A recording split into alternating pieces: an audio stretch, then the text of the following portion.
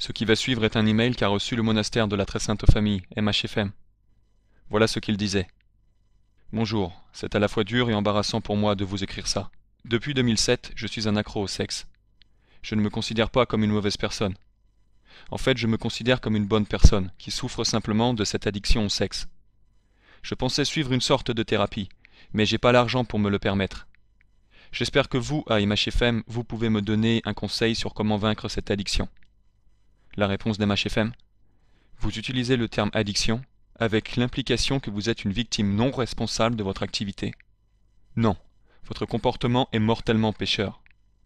C'est une addiction diabolique, une addiction qui résulte de vos choix personnels et de votre refus des grâces de Dieu. Par charité et dans l'intérêt de votre salut, nous devons vous informer que vous n'êtes pas une bonne personne, mais une mauvaise personne. Néanmoins, il y a certains remèdes simples à votre problème. Tout d'abord, évitez les occasions de votre péché. Si nécessaire, prenez des mesures drastiques à cet égard. Par exemple, si votre fornication survient dans un lieu particulier, ne vous y rendez plus, à tout prix. Ou si c'est votre ordinateur qui est générateur de votre péché, ce qui ne devrait pas être le cas, mais si vous persistez sans cesse de tomber en péché mortel à cause de lui, débarrassez-vous-en. C'est ce que veut signifier Jésus dans Matthieu 5, 29-30, quand il dit que si ton œil droit te scandalise, arrache-le et jette-le loin de toi. Car il vaut mieux pour toi qu'un de tes membres périsse, que si tout ton corps était jeté dans la géhenne. Et si ta main droite te scandalise, coupe-la et jette-la loin de toi. Car il vaut mieux pour toi qu'un de tes membres périsse, que si tout ton corps était jeté dans la géhenne. Ça n'est pas surprenant que Jésus fasse ces déclarations à propos de couper des choses et de les jeter au loin, juste après avoir dit dans Matthieu 5, 28 « Mais moi je vous dis que quiconque aura regardé une femme pour la convoiter, a déjà commis l'adultère dans son cœur. » Évidemment, prendre des mesures drastiques pour couper des occasions de péché s'applique particulièrement aux gens qui tombent dans des péchés sexuels.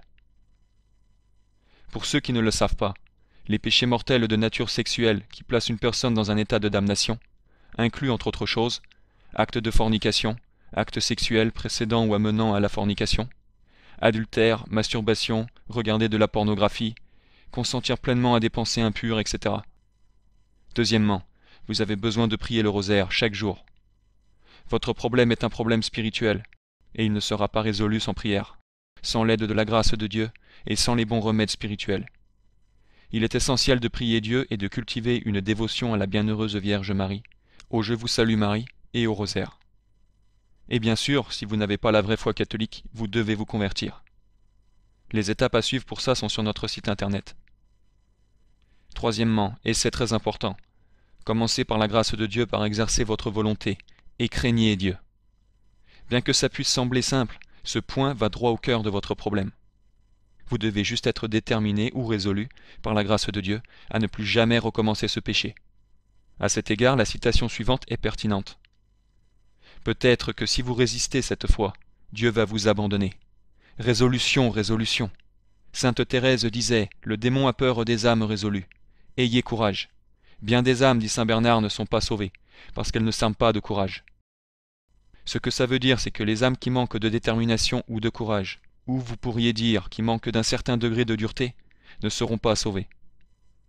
Beaucoup de gens sont perdus simplement parce qu'ils sont trop faibles, trop complaisants. Ce sont des mauviettes. Ils acquiescent, ils abandonnent, ils se soumettent, alors que d'autres disent non. Les pécheurs mortels s'engagent dans des choses qu'ils pourraient rejeter sans trop de difficulté, s'ils ne faisaient qu'exercer leur volonté. Quand les gens prennent les mesures fermes pour rejeter le péché ou couper les occasions de péché et les jeter au loin, tandis qu'ils peuvent trouver ça dur au départ, ce qui est généralement le moment où Dieu permet qu'ils soient mis au défi, s'ils surmontent les premiers obstacles, ils réalisent après un laps de temps très court que ce qu'ils trouvaient auparavant difficile n'est pas du tout difficile. Ils découvrent alors que la devise loin des yeux, loin du cœur est vraie et rafraîchissante. Par exemple, concernant le fait d'être déterminé ou résolu, vous pourriez vraiment ne plus vous rendre dans les lieux où vous commettez le péché mortel. Mais vous ne voulez pas. Ainsi, vous êtes sur la route de la damnation. Ce manque de courage ou de détermination est responsable de la damnation de beaucoup d'âmes. Cette vérité sur l'importance de posséder un certain degré de courage, l'habilité de dire en toute simplicité « Non, je ne ferai pas ça », s'applique non seulement dans la vie spirituelle, mais aussi dans les matières doctrinales et l'enseignement de la vérité de Dieu. Pour cette raison, les gens qui manquent de dureté ne devrait pas devenir prêtre ou s'engager à enseigner les vérités de Dieu à d'autres. Car quand les gens ne sont pas enclins à être combatifs, qu'ils n'ont pas la volonté ou sont incapables d'être combatifs, de refuser aux gens, d'offenser des gens, et oui, de condamner des gens, quand ces individus essaient de traiter avec ou d'enseigner les vérités de Dieu, ils compromettront sans aucun doute ces vérités pour pouvoir faire plaisir aux autres. De la même manière, dans la vie spirituelle, les gens qui ne peuvent pas dire non, et qui ne peuvent pas prendre des actions décisives à cet égard quand c'est pourtant requis, ils s'adonneront au péché mortel et seront damnés. En fin de compte, votre disposition à commettre d'évidents péchés mortels provient de votre manque d'humilité. Dans votre orgueil, vous n'avez pas le respect requis pour les lois de Dieu, et la crainte nécessaire du châtiment qu'il peut vous infliger et vous infligera pour un tel comportement. Vous pensez que Dieu est une farce. Vous pensez pouvoir vous engager dans une activité qu'il a spécifiquement interdit. Tourner les autres en un peu plus que l'objet de vos plaisirs vides et éphémères, et pour recouronner le tout, vous vous dites victime de tout ça. Ne vous y trompez pas, on ne se rit point de Dieu, car ce que l'homme aura semé, il le recueillera. Ainsi celui qui sème dans sa chair recueillera de la chair la corruption, et celui qui sème dans l'esprit recueillera de l'esprit la vie éternelle. À moi est la vengeance, et c'est moi qui ferai la rétribution en son temps. Aussi on découvre souvent que les gens comme vous, pour tenter tristement de justifier leurs péchés, se tournent vers les autres pour les résoudre. Votre inclinaison à vous tourner vers les autres pour la solution, au lieu de vous tourner vers vous-même, c'est-à-dire vers les moyens simples que Dieu a mis exclusivement à votre disposition, c'est similaire à ceux qui tombent dans les péchés d'impureté et qui se fixent souvent à blâmer leur impureté sur les vêtements impudiques exhibés par les autres. Même si le manque grave de modestie dans les vêtements est clairement un péché, ça n'excuse pas celui qui tombe dans l'impureté. Consentir pleinement aux pensées ou aux désirs impurs, c'est péché grave, peu importe ce qui se trouve en face de la personne. Les gens doivent avoir, par la grâce de Dieu, la pureté interne, la force de volonté et le contrôle de soi de ne pas consentir pleinement à l'impureté, même s'ils se trouvent exposés à des choses hautement inappropriées sans faute de leur part. Par exemple, beaucoup de missionnaires prêchaient à des natifs qui étaient nus ou presque complètement nus. Ça n'était pas une occasion ou une justification pour tomber dans l'impureté, puisqu'ils avaient, par la grâce de Dieu, la pureté interne, le contrôle de soi et le désir de ce qui est naturel et pur, de dire non à la luxure et à l'iniquité, aussi bien intérieurement qu'extérieurement. En ce qui concerne la source de votre problème, votre manque d'humilité, la citation suivante est révélatrice. Voici donc le premier degré d'humilité.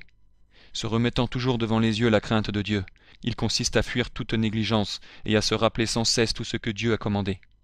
On repassera constamment dans son esprit d'une part comment la géhenne brûle, pour leurs péchés, ceux qui méprisent Dieu, et comment, d'autre part, la vie éternelle récompense ceux qui le craignent. Le premier degré d'humilité que vous manquez en ce moment implique la reconnaissance et la crainte de Dieu, qu'il vous condamnera à brûler en enfer pour vos péchés. Le commencement de la sagesse est la crainte du Seigneur. Psaume 110, 10.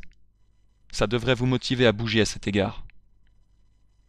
Donc la solution à votre problème, en même temps que le pardon de Dieu, qui implique une confession sacramentelle valide dès qu'on est préparé. Cette solution est à votre disposition, si vous prenez ces mesures simples.